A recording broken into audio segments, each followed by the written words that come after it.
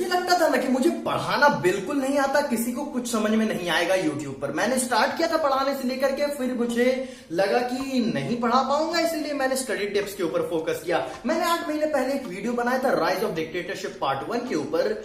मुझे लगा कि मैंने बहुत गंदा पढ़ाया, किसी को कुछ समझ में नहीं आएगा, पर वही वीडियो मेरे चैनल का बेस्ट वीडियो है और उसी में सबसे ज्यादा एंगेजमेंट है और बहुत सारा कमेंट्स है कि पार्ट 2 बनाइए, फैजिज्म के ऊपर वीडियो बनाइए। मैंने नहीं सोचा था कि कभी पार्ट 2 बनाऊंगा, पर आज 8 महीने बाद उसका पार्ट 2 बना रहा हूं, क्योंकि मुझे अब लगता है कि हाँ, लोगों को समझ में आ रहा है। और मैंने पुराना वीडियो देखा, वो लगा कि उसमें तो मैंने कुछ सही से नहीं समझाया। अब जो ये वीडियो आने वाला सेकंड पार्ट, बहुत अच्छे से मैंने इसमें एक्सप्लेन किया। होप कि आपको समझ में आए और वीडियो के एंड तक बने रहिएगा, क्योंकि आईसीएसई स्टूडेंट्स के लिए वीडियो के एंड में एक बहुत अच्छा सरप्राइज है।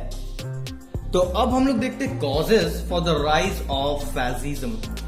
तो सबसे पहला जो कॉज है यहाँ पास, वो लिखा हुआ है discontentment after the treaty of Versailles. मतलब कि ट्रीटी ऑफ वर्सलीज की वजह से इटली के लोग खुश नहीं थे, जैसे कि जर्मनी में भी वैसा ही हुआ था। ये भी एक कॉज बना था राइज ऑफ नाजिज्म के लिए जर्मनी में, कि जो ट्रीटी ऑफ वर्सलीज है उसके वजह से बहुत ह्यूमिलिएशन फेस करना पड़ा था जर्मनी को। वैसे ही इटली का भी लोगों को ट्रीटी ऑफ वर्सलीज और इटली के गवर्नमेंट को, इन सभी लोगों को ट्रीटी ऑफ वर्सलीज पसंद नहीं आया। इसके वजह से वो लोग नाखुश थे।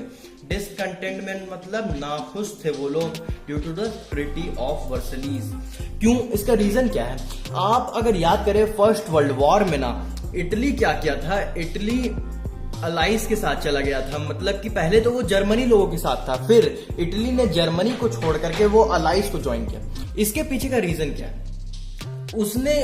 इटली ने अलाइज नेशंस को ज्वाइन इसलिए किया टू गेन, ये जो ग्रीन में लिखा हुआ है, to gain territory of Turkey and Germany.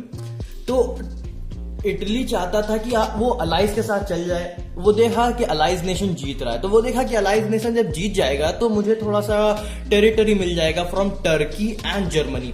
पर इटली को ऐसा नहीं मिला। ट्रीटी ऑफ वर्सलीज से she could get only south tyrant, ये सब उनको मिला। ये सब नाम याद करना जरूरी नहीं है। बहुत सारे लोग पूछते हैं कि ये नाम याद करना जरूरी है क्या? तो इसका आंसर बहुत सिंपल है, इसको याद करना जरूरी नहीं है, मगर अगर आप इसे याद कर लेंगे ये सारा नाम कि इटली को क्या मिला था, तो आप आंसर को अपना और खूबसूरत तरीके से और सजा करके लिख सकते हैं। अगर ये सब नाम आपके आंसर में प्रेजेंट होगा तो जो टीचर होगा उसे आप अच्छे से इंप्रेस कर सकते हैं बोर्ड एग्जाम में।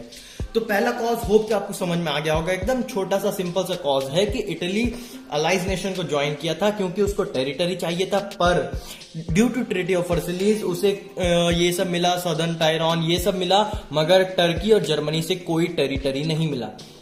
इस वजह से वो नाखुश था ऑन इटली के लोग और इटली की गवर्नमेंट। सेकेंड पॉइंट यहाँ है economic crisis in Italy. Italy suffer heavy losses in term of life and property in the First World War. जैसे कि सभी देशों में हुआ वैसे ही इटली में भी बहुत लॉस हुआ लाइफ एंड प्रॉपर्टी का in the first world war. After the war many soldiers became unemployed. तो फर्स्ट वर्ल्ड वॉर में पहले तो लाइफ एंड प्रॉपर्टी का बहुत लॉस हुआ, फिर बहुत सारे सोल्जर अनएम्प्लॉयड हो गए।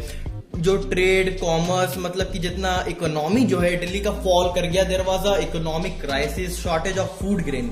अब ये कैसे कॉज बनता है राइज ऑफ फैसिज्म का? ये एक छोटा सा कॉज है और ये एक डायरेक्ट कॉज नहीं है, पर ये एक इनडायरेक्ट कॉज है। इन सब सारे कॉज के साथ मिल करके वो भी एक इंपॉर्टेंट कॉज बन जाता है, ताकि इटली के लोग बिलीव कर पाए फैसिज्म के ऊपर, मुसोलिनी के ऊपर। तो ये भी एक इंपॉर्टेंट कॉज बन जाता है उसी रीजन से कि इटली के लोगों को लगता है कि अभी तो हमारे पास गवर्नमेंट नहीं है। इन सारे चीजों को, इन सारे कॉजेस को मिला करके कि अभी हमारे पास गवर्नमेंट नहीं है, क्लास कॉन्फ्लिक्ट है, इन सब को मिला करके इटली के पीपल को लगता है कि हाँ, फैसिज्म ही आएगा, जो फैसी पार्टी है यही सब लोग, मुसोलिनी, ये इकोनॉमिक क्राइसिस को भी दूर कर सकते हैं इटली में। तो इकोनॉमिक क्राइसिस भी इस तरह से एक कॉज बन जाता है। नेक्स्ट जो है वो एक बहुत इंपॉर्टेंट कॉज है, ये बहुत ही सिंपल है समझने में। Democracy was introduced in Italy for the first time in 1919। जैसा कि आपको यहां लिखा हुआ दिख रहा है अंडरलाइन, ये जो है democracy was introduced in Italy for the first time in 1919, यानी कि फर्स्ट वर्ल्ड वॉर के बाद पहली बार डेमोक्रेसी इंट्रोड्यूस हुआ था। कहां? इटली में। डेमोक्रेसी के बारे में मैंने पिछले वीडियो में बताया है, पार्ट 1 में, आप वहां ध्यान दीजिएगा। तो डेमोक्रेसी पहली बार कहां इंट्रोड्यूस हुआ? इटली में 1919 में। पर डेमोक्रेसी में इलेक्शंस जब हुआ, ये जो इलेक्शंस हुआ, इलेक्शंस में ना election failed to give a clear majority to a single party. कोई भी ऐसा पार्टी नहीं था जिसे पूरा 50% वोट मिला, 50% सीट मिला और वो डायरेक्टली इंडिपेंडेंटली बिना कॉलिशन गवर्नमेंट का खुद अकेले ही गवर्नमेंट फॉर्म कर सके। ऐसा कोई क्लियर मेजॉरिटी नहीं हुआ। As a result there was complete instability in the country and between 1919 and 1922, मतलब कि 3 साल में देयर वर 6 कॉलिशन गवर्नमेंट।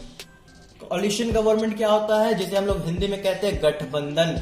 उसी तरह मतलब कि 2 पॉलिटिकल पार्टी आपस में ज्वाइन करके वो लोग मतलब कि एक ग्रुप फॉर्म करके वो खुद अपना मेजॉरिटी प्रूव करके गवर्नमेंट फॉर्म करेगा इन इटली। तो ऐसा 6 बार हुआ, मतलब कि एक बार 2 ग्रुप मिलके मेजॉरिटी में आता मगर फिर वो मेजॉरिटी प्रूव नहीं कर पाता, मतलब कोई कुछ ऐसा हो जाता, कन्फ्लिक्ट हो जाता और वो जो मेजॉरिटी है वो मेजॉरिटी लूज कर देता, फिर से एक नया गवर्नमेंट फॉर्म होता। और इस तरह सिर्फ 3 सालों में 6 कॉलिशन गवर्नमेंट फॉर्म हुआ।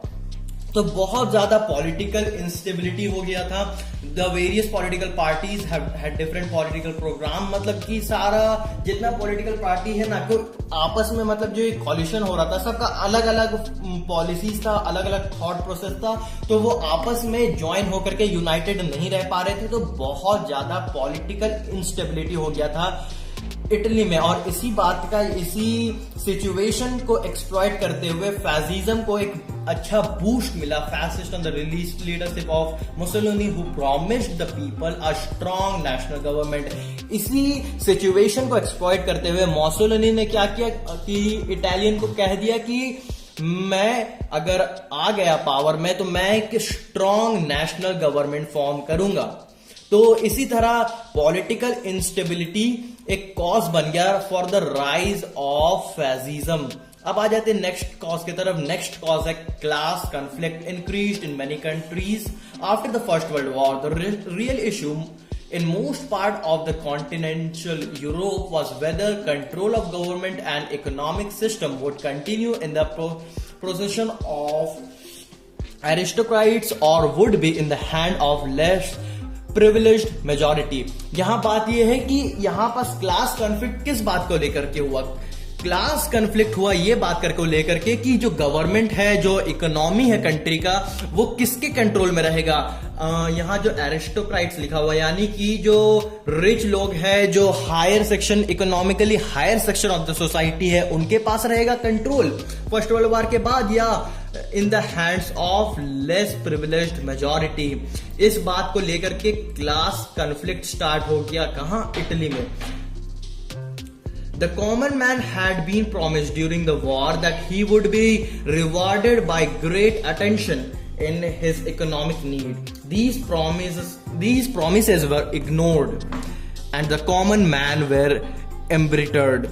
तो ये सारे पॉइंट्स को अगर आप ध्यान दे तो यहां पास भी क्लास कॉन्फ्लिक्ट हुआ। पहले प्रॉमिस किया गया था कि जो कॉमन आदमी है, आम आदमी है, उन लोगों का ऊपर स्पेशल ध्यान दिया जाएगा उनके इकोनॉमिक नीड्स के ऊपर, पर ये सारा इग्नोर किया गया। तो इस सिचुएशन को भी फैसिस्ट लोग, मुसोलिनी ने एक्सप्लॉइट किया और ये भी एक कॉज बन गया for the rise of fascism. अब आ जाते हैं नेक्स्ट पॉइंट की तरफ। यहां है threat of socialism and communism. The socialist who included the anarchist and the communist, इसे मैं पढ़ता नहीं हूं, बहुत लंबा पैराग्राफ है, मैं आपको डायरेक्टली एक्सप्लेन कर देता हूं। तो यहां ये लिखा हुआ है कि inspired by the Russian revolution. Russian revolution क्या था वो ग्रीन में लिखा हुआ है, द कम्युनिस्ट इन्फ्लेम्ड। तो यहां क्या हुआ कि एक रिवॉल्यूशनरी आइडिया स्टार्ट हुआ रशिया में। जो पीसेंट्स लोग था, जो फार्मर लोग था, वो लैंडलॉर्ड्स के अगेंस्ट चल गया, took away the lands from the landlords। Took away, कौन? फार्मर लोग लैंडलॉर्ड से लैंड ले लिया, जो वर्कर्स था वो स्ट्राइक पे चला गया, डैमेज वर्कर लोग जो है फैक्ट्रीज का मशीन को डैमेज करने लगा, टुक होल्ड ऑफ द फैक्ट्रीज, यानी कि सब अपने अपने जो कैपिटलिस्ट लोग हैं उनके अगेंस्ट चला गया, सारा पीसेंट लोग उनके अगेंस्ट हो गया, वर्कर लोग यानी कि जो लोअर सेक्शन है वो हायर सेक्शन के अगेंस्ट हो गया। तो ये कम्युनिस्ट आइडिया हो गया। कम्युनिस्ट क्या होता है इसके बारे में भी मैंने पार्ट 1 में बताया है, आप वहां देख लीजिएगा। तो कम्युनिस्ट आइडिया यहां डेवलप हो गया। ये भी एक कॉज था राइट्स ऑफ नाजिज्म का, और फैसिज्म में भी है ये।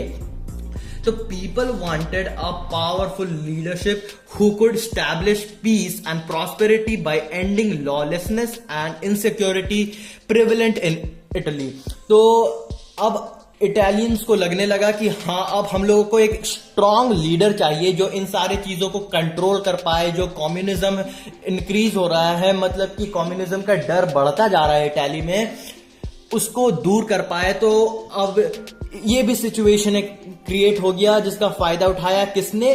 फिर से अगेन मुसोलिनी ने, fascist under the leadership of Mussolini. अब आ जाते हैं नेक्स्ट पॉइंट की तरफ। तो नेक्स्ट पॉइंट है failure of the league of nation. League of nation के बारे में आप लोग पढ़े होंगे फर्स्ट वर्ल्ड वॉर में, ये रिजल्ट था फर्स्ट वर्ल्ड वॉर का। After the First World War, the League of Nations was established to maintain peace in the world and to prevent war. But it proved weak and failed to achieve its aim. It failed to check the rise of dictatorship. Had it acted well in time, the ambitious plans of Mussolini and Hitler would not have been materialized. यहाँ क्या बात है कि अगर first world war के बाद जो league of nation form हुआ था, लीग ऑफ नेशन क्यों फॉर्म हुआ था? To maintain world peace and to prevent war. पर इट वॉज प्रूव्ड वीक। जो लीग ऑफ नेशन था ना, बहुत वीक था, वो कुछ नहीं कर पाया, चेक नहीं कर पाया। जो डिक्टेटरशिप राइज हुआ जर्मनी में, इटली में, उन सब कुछ चेक नहीं कर पाया। हैड इट एक्टेड वेल, अगर वो सही से काम करता, the ambitious plans of Mussolini and Hitler और मुसोलिनी का जो प्लान था वो कभी सक्सेसफुल नहीं हो पाता अगर लीग ऑफ नेशन अच्छे से काम करता। और लास्ट पॉइंट यहां मैंने बोल्ड में लिखा है, ये पॉइंट हिटलर में भी था, यानी कि नाजिज्म में भी था, और यहां भी है। Leadership provided by Mussolini, Hitler, ये सब लोग ना ग्रेट लीडर थे, ग्रेट स्पीकर थे। तो जो पीपल को ना ये अपने स्पीचेस से मोल्ड कर लेते थे, पीपल के ऊपर इनका एक अच्छा इन्फ्लुएंस था इनके लीडरशिप की वजह से। और ये एक बहुत इंपॉर्टेंट कॉज बन जाता है for the rise of fascism. तो होप कि आपको ये सातों पॉइंट समझ में आ गया हो। रुकिए, सरप्राइज तो भी बाकी है। वीडियो की शुरुआत में जैसा कि मैंने कहा कि हाँ, अब स्टूडेंट्स को मेरा पढ़ाया हुआ समझ में आ रहा है, स्टूडेंट्स को मेरा वीडियो अच्छा लग रहा है, इसीलिए मैं एक सिस्टमैटिक कोर्स स्टार्ट करने जा रहा हूं। पहले तो मैंने एक इनफॉर्मल स्टार्ट किया था, रैंडमली कोई भी चैप्टर लिया और उसके ऊपर वीडियो बना दिया। पर अब मैं एक सब्जेक्ट को चुनूंगा, उसके सारे चैप्टर पर वीडियो बनाऊंगा, फिर एक सब्जेक्ट को चुनूंगा, उसके सारे चैप्टर पर वीडियो बनाऊंगा, और इसी तरह आईसीएसई का सारा चैप्टर मैं इस चैनल पर कवर करूंगा। अभी मैं स्टार्ट कर रहा हूं बायोलॉजी से, क्योंकि बायो अपना थोड़ा फेवरेट है। तो बायो से स्टार्ट कर रहा हूं। बायो का सारा चैप्टर आ जाएगा 2 से 3 महीने में, क्योंकि आप लोगों को समझना भी जरूरी है। आप एक वीडियो देखिए, बुक से रीडिंग कीजिए, नोट्स भी मैं आपको प्रोवाइड करूंगा। तो चैनल को सब्सक्राइब करने का रीजन तो आपको मिल ही गया होगा कि अब आप सब्सक्राइब कर दे ताकि आपको बायो का फुल कोर्स मिल जाए। तो होप कि आपको फैसिज्म सही से समझ में आया होगा, होप कि आपने चैनल को सब्सक्राइब कर दिया होगा। अगर वीडियो पसंद आया तो लाइक कर दीजिएगा। Thanks for watching.